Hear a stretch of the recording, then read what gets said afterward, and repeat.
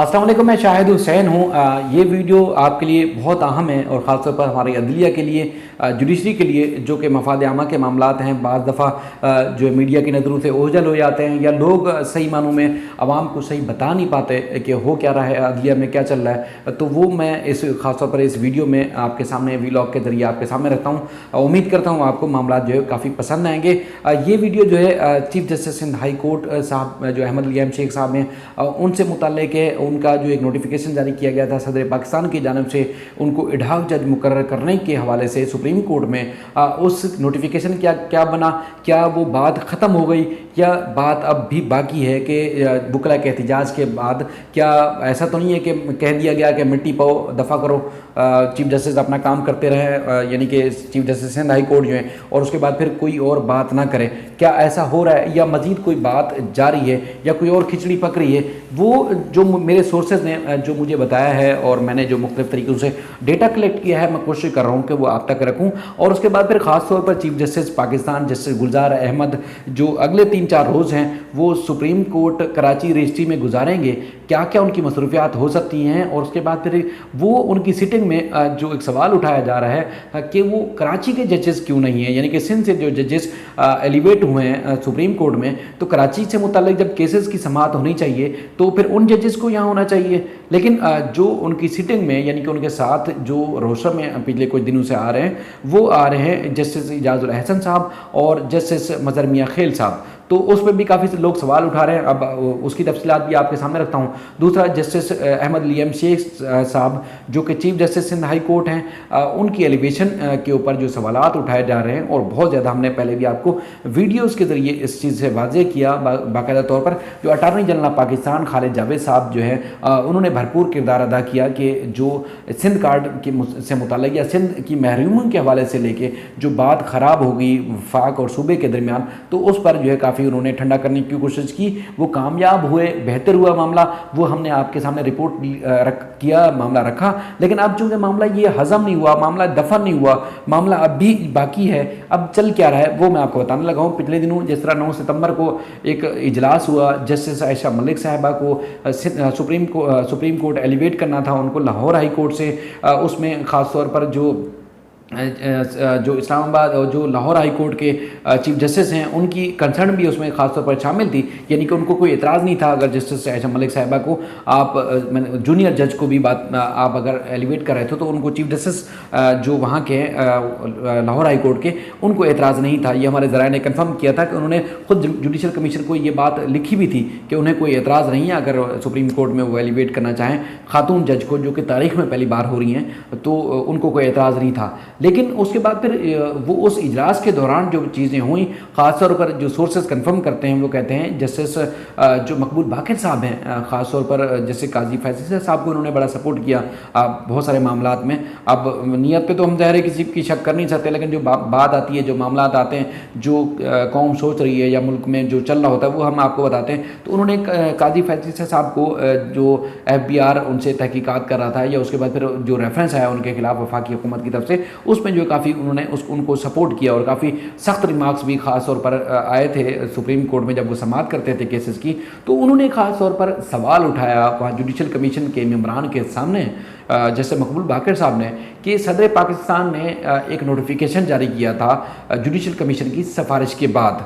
जिसमें अहमद लियाम शेख साहब को इडहाक जज के तौर पर तैनात करना था सुप्रीम कोर्ट में।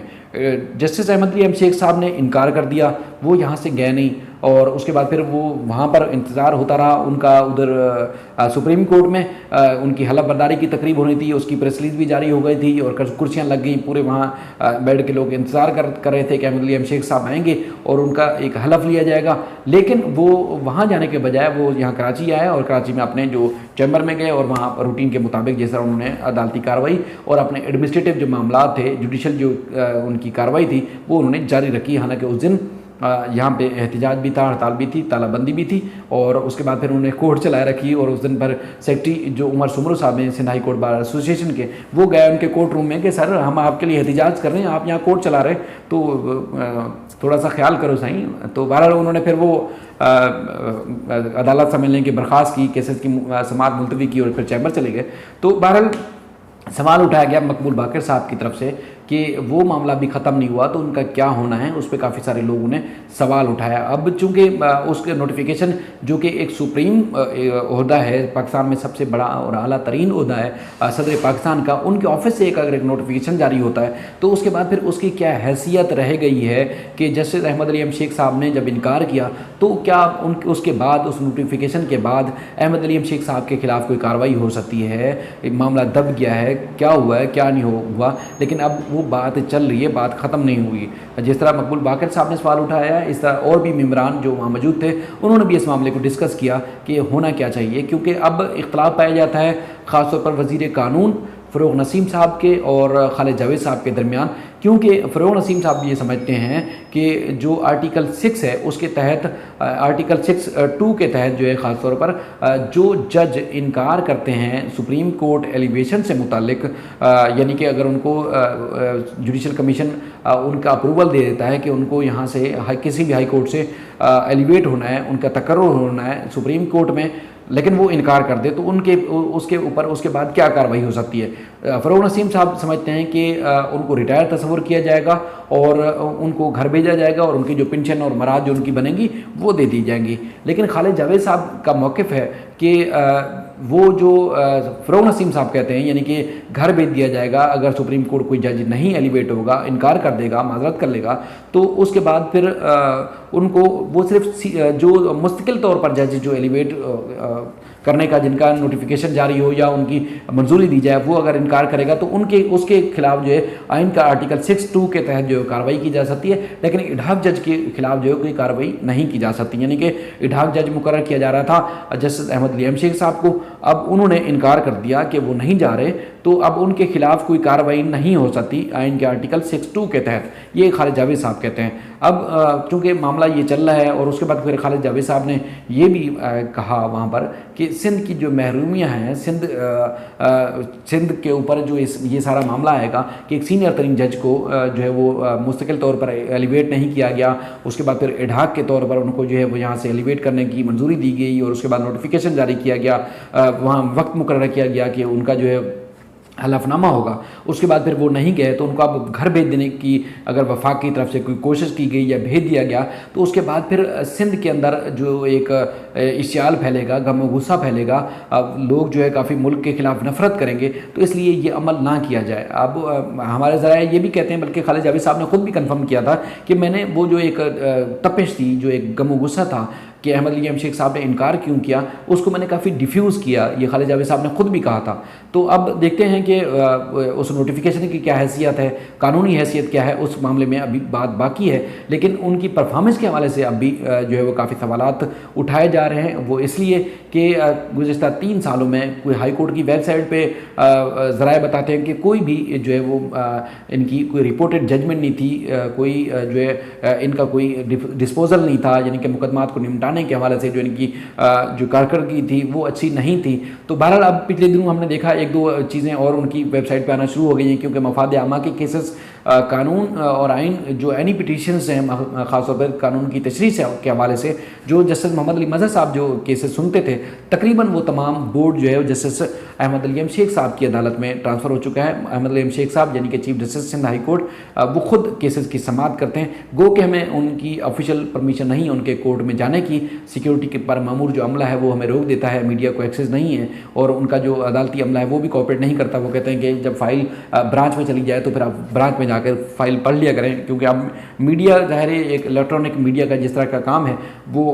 फौरी वाला है, फौरी तौर पर आपको रिपोर्ट करनी होती है, तो काफ़ी हमें मुश्किलात का सामना है। उसके लिए हम कोशिश कर रहे हैं कि किसी तरीके से बात बन जाए कि 1-2 सहाफ़ियों को अंदर जाने की इजाज़त मिल जाए, ताकि जो केसेस मफाद आमा के cases justice Ahmed Ali M Sheikh साहब सुनते हैं तो हम आवाम के सामने, वो चूँकि आवाम भी जानना चाहती है कि उन केसेस में क्या हो रहा है, क्या पेश रफ्त होती है, तो हम वहाँ जाके रिपोर्ट करें।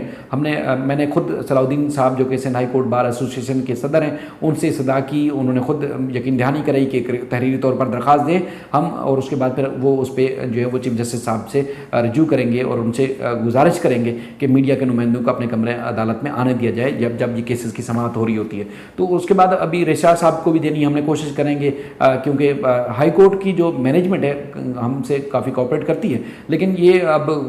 क्या वजह है, क्योंकि चीफ जस्टिस साहब से कोई पूछ भी नहीं रहा कि कोरोना की वजह से जब पाबंदी लगाई थी क्या अब कोरोना की वजह से पाबंदी है या सहाफ़ियों को किसी और वजह से अंदर नहीं आने दिया जाता। वजह क्या है, अब तक ये चीज़ें सामने नहीं आ सकी हैं, पर हम कोशिश कर रहे हैं कि किसी तरीके से हमें अंदर जाने दिया जाए। लेकिन उनकी अब जो देखने में आ रहा है, उनकी परफॉर्मेंस जो है खुद बेहतर हो रही है,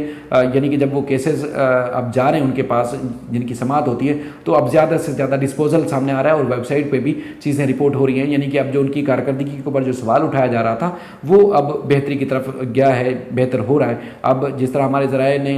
कंफर्म किया था कि इनको अगर लिया गया, वहाँ एलिवेट किया गया, तो मुस्तकिल तौर पर, मुस्तकिल जज के तौर पर जो है वो इनको सुप्रीम कोर्ट में एलिवेट किया जाएगा, यानी कि इडहाक वाला जो मामला है वो दफन हो जाएगा या उसको ख़त्म कर दिया जाएगा। उसके बाद फिर रवैये के ऊपर भी काफ़ी सवालात उठाए जाते हैं। जुडिशल कमीशन में भी बात हुई,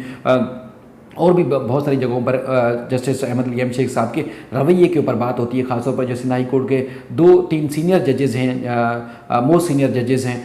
वो उनसे उनकी बातचीत नहीं है या उनसे उनका जो है मिलना जुलना नहीं है, तो उस पर भी काफ़ी लोग जो है सवाल उठाते हैं। तो लोगों का ये कहना है कि किस तरीके से वकला से भी उनको अपना रवैया बेहतर करना होगा, अपने बिरादर जजेस से भी रवैया जो है उनको काफ़ी बेहतर करना होगा, ताकि आप जब एलिवेट होते हैं तो उसके बाद आपसे ज़्यादा तवक्कुआत होती हैं। अब भी अच्छा काम करते हैं, उन्होंने करप्शन के हवाले से जिस तरह काम किया काफ़ी मिसाली है, उनके ऊपर खुद के ऊपर भी इल्ज़ाम हैं, लेकिन काफ़ी उन्होंने बेहतर काम किए जिससे उनसे तवक्को की जा सकती है कि मुल्क और कौम के लिए बेहतरी करेंगे। सिंध में खिदमत कर रहे हैं, ज़ाहिर है जब एलिवेट होते हैं सुप्रीम कोर्ट में मुस्तकिल जज के तौर पर, तो वहाँ पर तो पूरे पाकिस्तान के केसेस आते हैं, तो काफ़ी लोगों को उम्मीदें वाबस्ता हो सकती हैं। हमारी भी खुद भी बड़ी अच्छी तवक्कुआत हैं कि जस्टिस अहमद लियाम शेख साहब आइन और कानून की पासदारी के लिए बड़ा अच्छा काम करेंगे। उसके बाद फिर मैं जो बात कर रहा था खासतौर पर चीफ जस्टिस पाकिस्तान जस्टिस गुलजार अहमद साहब जो है 3 रोज़ के लिए कराची आ रहे हैं। उसमें मैं पहले भी वीडियो बना चुका हूँ सर्कुलर रेलवे के ऊपर जाकर। तो अब जो बड़े केसेस जो समाअत के लिए मुकर्रर होने जा रहे हैं,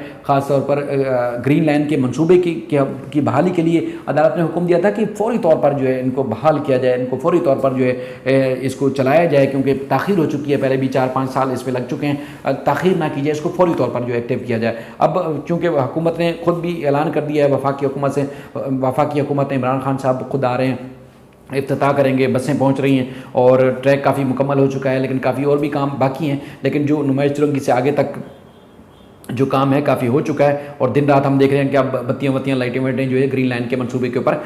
चालू हो चुकी हैं। अब ट्रैक के ऊपर जहां हल्का फुल्का काम रह गया था उसको पाए तकमील तक पहुंचाया जा रहा है और उम्मीद ज़ाहिर की जा रही है कि इसी सितंबर में ग्रीन लाइन मंसूबे का कराची में खासतौर पर इफ्तिताह हो जाएगा। ये सुप्रीम कोर्ट का इसमें काफ़ी हाथ है, चीफ जस्टिस गुलजार अहमद साहब का काफ़ी इसमें हाथ है। और उसके बाद फिर सर्कुलर रेलवे की बहाली के लिए जो हुक्म दिया था उस पर कागज़ों में बड़ी कार्रवाई हुई। हुकूमत चूँकि चाहती है कि इस मनसूबे को सी पैक के तहत जो है चलाया जाए। सी पैक के तहत चूँकि दुनिया जदीद तर्ज की तरफ जा रही है, तो उसको जदीद तरीन जो है वो काम किया जाए, जिसमें बालाई और अंडरपासेस जो रूट है वो बनाया जाएगा। उसके बाद फिर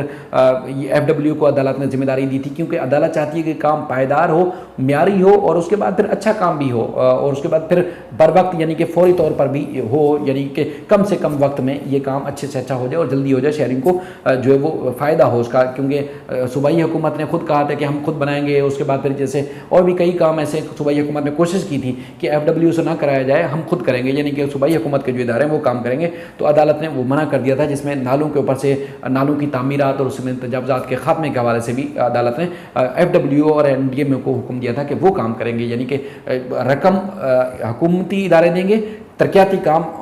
FW और NDMA करेगा। उसके बाद फिर जिस तरह नेस्ला टावर और जो मुतासरीन हैं नालूम में से, क्योंकि उनके लीज मकानात तोड़े गए, उनको मुआवजा नहीं दिया गया, मुतबादल नहीं दिया गया, अदालत ने खालिद जावेद साहब को 1 हफ्ते का टाइम दिया था कि वफाकी और सूबाई हुकूमत मिलकर जो है इस मामले में बैठें, नज़रसानी करें और मुतासरीन को किस तरह इनको रीसेटलमेंट किया जा रहा है, इनकी रिहेबिलिटेशन के लिए क्या इकदाम किए जा रहे हैं। अब तक उसमें पेशरफ्त नहीं हो सकी है। लोग जो है अब भी बेसरो समानी के आलम में मुख्तलिफ जगहों पर मुकीम हैं, परेशान हैं, लेकिन हुकूमत ने कोई उनके लिए कोई बेहतर काम नहीं किए। उसके बाद फिर नेस्ला टावर के मुतासरीन की दरख्वास्त भी मुमकिन तौर पर समाअत के लिए मुकर्रर हो सकती है। उन्होंने नज़रसानी के लिए रजू किया हुआ है। सुप्रीम कोर्ट ने 1 हफ्ते में एक हफ्ते में कमिश्नर कराची को हुक्म दिया था कि नेस्ला टावर का जो गैर कानूनी हिस्सा है रोड के ऊपर बनाया गया है उसको मस्मार किया जाए। अच्छा, और भी 36,000 प्लाट्स हैं कराची में, बिजली, पानी और दीगर जो मसाइल हैं अदालत ने उनको हल करने का हुक्म दिया था। उसकी जो वफाकी और सूबाई हुकूमत के जो मुख्तलिफ इदारे हैं उनको रिपोर्ट्स जो है वो उनको नोटिस जारी हो चुके हैं। अब अदालत में रिपोर्ट रखी जाएगी। ये 3 रोज़ जो है ख़ासतौर पर कराची का जो अगला हफ्ता है यानी कि पीर के बाद काफ़ी अहम साबित हो सकता है। उसके बाद फिर जस्टिस सजाद अली शाह साहब के बारे में कहा जा रहा है कि उन्होंने चीफ जस्टिस गुलजार अहमद साहब को जो है मशवरा दिया था कि जिस तरह बहरिया टाउन को मतलब पैसे लेके, इजाफी पैसे लेके या जो बनते थे तयशुदा पैसे वो लेके उनको रेगुलाइज़ कर दिया गया। इसके अलावा इस्लामाबाद में कुछ इमारतों को रेगुलाइज़ किया गया। तो उसके बाद फिर यहाँ कराची में कुछ इमारतें जो बन चुकी हैं उनको किसी न किसी तरीके से उनको उस कानून या उस फैसले की रोशनी में उनको कुछ ना कुछ बेनिफिट दे दिया जाए, मस्मार ना किया जाए। लेकिन चीफ जस्टिस ने उनकी मुखालफत की थी, उस राय की, उस तजवीज़ की से इनकार कर दिया था, तजवीज़ मानने से इनकार कर दिया था। इसलिए जस्टिस सजाद अली शाह या दीगर जजेस जो है अब कराची से जिनका ताल्लुक है वो बेंच में इसलिए शामिल नहीं होते। बहरहाल जिनका ताल्लुक जस्टिस इजाज़ुल हसन साहब से तवक्को ज़ाहिर की जा रही है कि जब जस्टिस गुलजार अहमद साहब की रिटायरमेंट के बाद जस्टिस इजाज़ुल हसन साहब जो है वो चीफ जस्टिस बनेंगे तो फिर कराची की आवाम की, कराची की बेहतरी के लिए जो केसेस हैं वो समाअत किया करेंगे। इसलिए बताया जा रहा है कि वो इसके साथ जस्टिस गुलजार अहमद के साथ वो होते हैं। तो ये बड़ी अहम तरीन पेशरफ्त थी, हमने आपको बताई। और मज़ीद भी जब समाअत होगी कराची रजिस्ट्री में और जो जो चीज़ें होंगी वो आपके सामने रखते रहेंगे। उम्मीद करता हूँ मेरी आपको वीडियो ज़रूर पसंद आएगी। हम इंसान हैं, गलतियाँ करते हैं, कोताहियाँ करते हैं, ख़ताएँ करते हैं और कोशिश करते हैं कि आवाम की बेहतरी के लिए आवाम तक जो मामलात हैं वो पहुँचें। और उम्मीद करता हूँ कि आपको ये मामलात पसंद आएंगे। कोई सजेशन देनी हो, कोई मशवरा देना हो, कोई चीज़ गाइड करनी हो, आप गाइड करें, मैं कोशिश करूँगा उसको हल करूँगा। 3 रोज़ा जो मामलात हैं, 3 रोज़ा यानी कि 22, 23 और 24 सितंबर को यहाँ पर सुप्रीम कोर्ट कराची रजिस्ट्री में केसेस की समाअत हो रही है। मैंने पिछली वीडियो में कुछ गलत डेट कोट की थी, लेकिन एक्चुअल जो डेट है वो 22, 23 और 24 सितंबर की है। यानी कि रमा जो हफ्ता है, रमा जो महीना है, इसके अगले हफ्ते में यहाँ केसेस की समाअत होगी। मज़ीद भी जो इस सिलसिले में पेशरफ्त होगी आपके सामने ज़रूर रखते रहेंगे। अपना ख्याल रखिएगा। अल्लाह हाफ़िज़।